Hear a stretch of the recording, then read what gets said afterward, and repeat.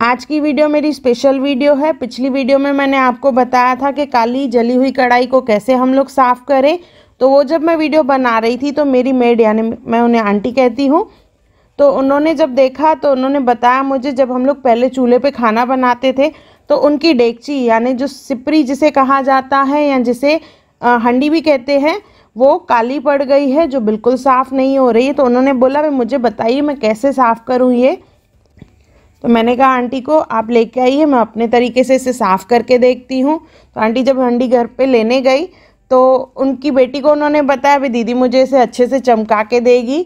उन्होंने वीडियो में ऐसे ऐसे अपनी कढ़ाई को चमकाया है। तो उनकी बेटी विश्वास नहीं कर रही थी और उनकी आपस में शर्त लगी 50 रुपए की कि ये हंडी साफ़ होती है कि नहीं। तो वीडियो एंड तक ज़रूर देखिएगा, देखते हैं ये मैं साफ़ कर पाती हूँ कि नहीं। कैसा साफ़ हुआ आंटी? हेलो फ्रेंड्स, मैं मुस्कान आहूजा और आपका स्वागत है मेरे चैनल हुनर मुस्कान का पे। आइए स्टार्ट करते हैं।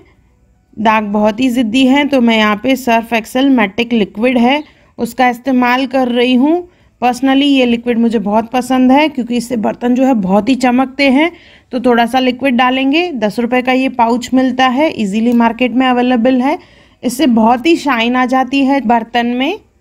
इसे अच्छे से पूरे बर्तन पे लगा देंगे और इसे 10 से 15 मिनट कम से कम छोड़ दें। अगर बिज़ी हो तो आप इसे 1 घंटे के लिए भी रख सकते हैं। उससे जो दाग है ढीले पड़ जाते हैं और आसानी से निकलते हैं। तो मैं इस पर ये ट्राई करके देख रही हूँ ये साफ़ हो रहा है कि नहीं। यहाँ पे मैं सैंड पेपर का इस्तेमाल कर रही हूँ। सैंड पेपर 2 टाइप के आते हैं, एक आता है पतला जो पेपर का बना हुआ रहता है और एक आता है मोटा जो क्लॉथ का बना हुआ रहता है और काफ़ी हार्ड रहता है। वो बहुत ही बढ़िया रहता है और उससे आसानी से ये बर्तन जो है साफ़ हो जाते हैं। पर यहाँ पे मैं पतला वाला इस्तेमाल कर रही हूँ। अभी देखिए निशान धीरे धीरे जा रहे हैं। यहाँ पे मैं थोड़ा सा विनेगर डाल रही हूँ, यानी एसिटिक एसिड, जो हम लोग चाइनीज़ फूड में यूज़ करते हैं, जिसे सुरखा भी कहते हैं। इसे घसेंगे। देखिए सैंड पेपर से एक पोर्शन को मैं घस के देख रही हूँ। अभी ये हंडी का सरफेस जो है सीधा नहीं है, खाँचे खाँचे है, तो उसकी वजह से इसे साफ़ करने में थोड़ी सी दिक्कत होगी। पर ये देखिए क्लीन हो रहा है, टाइम लगेगा पर ये साफ़ हो जाएगी। और जैसे मैंने बताया सैंड पेपर जो है वो मोटा वाला लेंगे तो ये काम और जल्दी होगा। ये मैंने पतला वाला यूज़ किया है। फिर से मैंने थोड़ा सा विनेगर डाला। विनेगर जो है एसिटिक एसिड रहता है, तो एसिड ऐड करने की वजह से जो दाग हैं वो ढीले पड़ जाते हैं और इजीली निकलते हैं।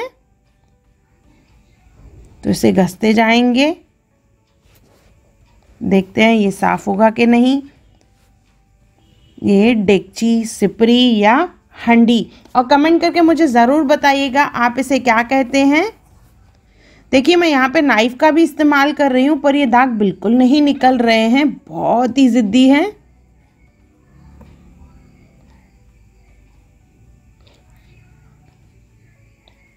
थोड़ा सा और लिक्विड मैंने डाला है। देखिए चमक आ रही है पर इसमें जो दाग है वो नहीं निकल रहे हैं। और स्पेशली जो कोने हैं इसके, जहाँ पे बैंड है वहाँ पे कैसे स्पेस भी कम है, तो उसको घसने में भी थोड़ी सी तकलीफ़ हो रही है और ये नहीं साफ़ हो रहा है यहाँ पे। और जैसे मैंने बताया सैंड पेपर जो पेपर वाला है वो बार बार फट जाता है और उसकी वजह से भी दिक्कत आती है। तो कोशिश करें, अगर आप ये मेथड से कर रहे हैं तो सैंड पेपर जो है वो थिक वाला यूज़ करें। जो मैंने एंड में दिखाया है उसका भी मैंने इस्तेमाल किया है।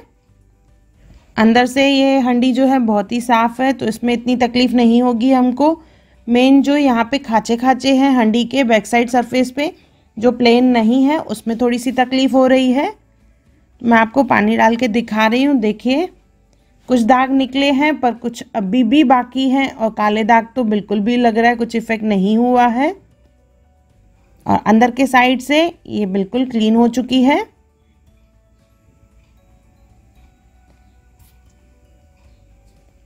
ये काले दाग निकालने के लिए मुझे लगता है हीटिंग प्रोसेस का ही इस्तेमाल करना पड़ेगा।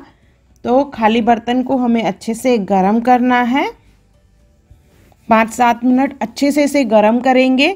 गरम करने से ये दाग जो है ढीले पड़ जाते हैं।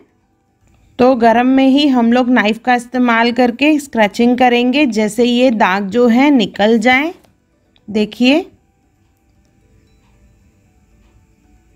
गरम होने की वजह से, जैसे मैंने बताया, दाग जो है ढीले पड़ जाते हैं, वो आसानी से निकलते हैं। देखिए निकल रहे हैं। तो इसी तरह से ही एक एक खांचे में अलग से हमें पूरा स्क्रैचिंग करके ये काले दाग निकालने हैं। थोड़ा टाइम लगेगा बट ये आई थिंक ये क्लीन हो जाएगा। पर जो पहले मैंने वीडियो डाला था जिसमें वो कढ़ाई मैंने साफ़ की थी जो बहुत ही काली थी, वो उल्टा मुझे लगता है इसके कंपेयर में जल्दी साफ़ हो गई। आप वो भी वीडियो ज़रूर देखिएगा, उसका लिंक मैंने डिस्क्रिप्शन बॉक्स में दिया है। जो थिक लेयर रहता है फटाफट निकल जाता है गरम करने से। देखिए पूरा काला लेयर जो है वो निकलता जा रहा है। इसी तरह से ही पूरा काला लेयर निकाल देंगे। इसके बाद इसके ऊपर डालेंगे बेकिंग सोडा, जो पकौड़ों की सोडा रहती है वो डालेंगे, जैसे ये बचे हुए दाग भी निकल जाएं। और उसके ऊपर डालेंगे विनेगर यानी एसिटिक एसिड। सोडा और एसिटिक एसिड को अच्छे से मिला के हम लोग साफ़ करेंगे इसे, क्योंकि ये दाग जो है बहुत ही पुराने हैं और खांचों में हैं, तो एक एक खांचे को हम लोग एक एक करके साफ़ करेंगे। इसकी वजह से इसमें ज़्यादा टाइम लगेगा। अगर सरफेस प्लेन रहता था तो ये बहुत ही इजीली साफ़ हो जाता था।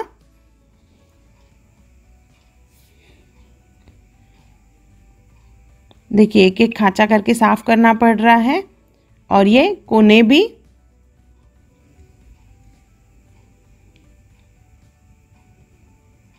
इसी तरह से घसते हुए सब कोने साफ़ कर लेंगे। और कोशिश करें सैंड पेपर का ही इस्तेमाल करें, उससे काम जल्दी हो जाएगा। एक बार फिर से वही प्रोसेस मैं रिपीट कर रही हूँ। सोडा डाल के इसके ऊपर थोड़ा सा विनेगर डालना है और इसे फिर से घसना है, तो और चमक आएगी और बचे हुए दाग भी हैं वो भी निकल जाएंगे। और सैंड पेपर का ही इस्तेमाल करना है।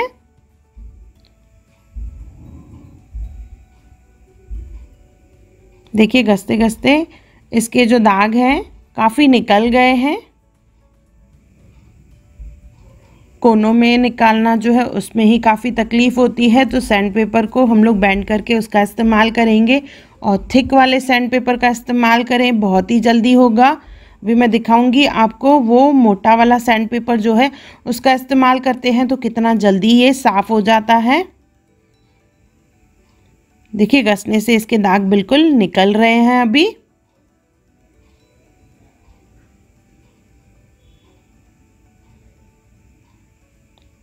पर अभी भी इसमें काफ़ी निशान हैं, तो उन सभी निशानों को हमें निकालना है, क्योंकि ये मुझे बिल्कुल क्लीन वाली हंडी नहीं लग रही है। तो इसे मैं थोड़ा और साफ़ करूँगी। और जैसे मैंने बताया मोटा वाला सैंड पेपर जो है, जो क्लॉथ का बना हुआ रहता है, काफ़ी हार्ड भी रहता है। देखिए मुश्किल से ये बेंड होता है और ये हाथों से कटता भी नहीं है, सीज़र का इस्तेमाल करना पड़ता है। इसका इस्तेमाल करें, इससे बहुत ही बर्तन अच्छे से साफ़ हो जाते हैं। तो मैं इसका इस्तेमाल करके फिर से हांडी को घसूंगी, चाहे लिक्विड डालें सोप डालें। देखिए कोने जो रह गए हैं काले हैं वो भी इससे अच्छे से साफ हो रहे हैं। इसी तरह से ही पूरी हांडी को अच्छे से साफ कर लेंगे हम लोग। जैसे जैसे घस रहे हैं तो इसके कोने देखिए अच्छे से साफ होते जा रहे हैं। बचे हुए दाग भी निकालने हैं तो थोड़ा सा लिक्विड और डाल रही हूँ मैं। तो लगभग 10 रुपए वाला एक पैकेट पूरा लगा मुझे इस पे। और फिर से इसे एक बार घसूंगी और यही सैंड पेपर का इस्तेमाल करूंगी। देखिए बिल्कुल भी फटता नहीं है और पूरे दाग निकाल देता है।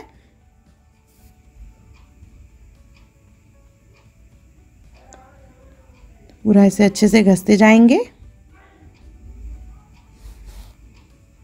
देखिए बिल्कुल भी नहीं फटा है और काफ़ी टाइम चलता है ये। ये भी पेपर जो है अराउंड 10 रुपए का आता है। तो कढ़ाई साफ करने में मेहनत तो है पर खर्चा नहीं है।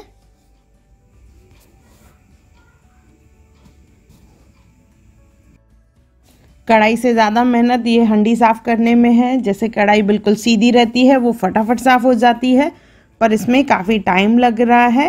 होप सो पर ये अच्छे से साफ़ हो जाए और आंटी शर्ट जीत जाए। वीडियो एंड तक ज़रूर देखें और कमेंट करके ज़रूर बताइएगा आंटी ने शर्ट जीता होगा कि नहीं। ये ऑलमोस्ट हो चुकी है साफ़, तो इससे पहले हम लोग घस लेंगे पूरा और उसके बाद इसे वॉश करेंगे। तो वॉश करके मैं आपको फिर से दिखाती हूँ। थोड़ा सा ही पानी डाला है इस पर, देखिए ये साफ़ लग रही है। तो इसे अच्छे से वॉश करके देखेंगे ये साफ़ हुई है कि नहीं। कुछ हद तक ये साफ़ हो गई है, पर अभी भी इसके कोनों में निशान बाकी हैं। लग रहा है काफ़ी कालापन है उधर भी अभी, देखिए। पर ये शर्ट जीतने वाला नहीं है, तो मैं फिर से इसे एक बार घसूंगी और सैंड पेपर का इस्तेमाल करूंगी, जैसे ये दाग बचे हुए भी निकल जाएं।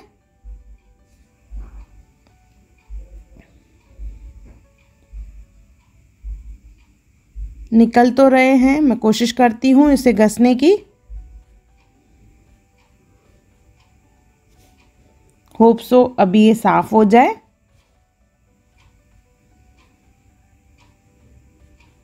घस के मैं आपको वॉश करके दिखाती हूँ। अभी ये देखिए ये हमारी हंडी यानी डेगची या सिपरी ये कितनी साफ़ हुई है। कुछ कुछ निशान अभी भी बाकी हैं जो बिल्कुल नहीं निकल रहे हैं, खांचों में हैं। बाकी मेजॉरिटी ये साफ़ हो चुकी है। पहले ये दिखने में ऐसी थी और ये अभी हो गई ऐसी। कैसा साफ हुआ आंटी? एक नंबर निकला है। मैं शरत जीत गई हूँ। बधाई हो तुमको भी। परसेंटेज में मुझे ज़रूर बताएं कि मैंने कितना परसेंट इसे साफ़ किया है। और आपको वीडियो पसंद आई हो तो ज़रूर लाइक करें और कमेंट करके मुझे ज़रूर बताएं। अगर आपको मेरी वीडियो पसंद आई हो तो उसे लाइक करें, मेरे चैनल को सब्सक्राइब करें, इंस्टाग्राम पे ज़रूर फॉलो करें और मेरी वीडियो को ज़्यादा से ज़्यादा शेयर करें। और मेरा वीडियो देखने के लिए थैंक यू।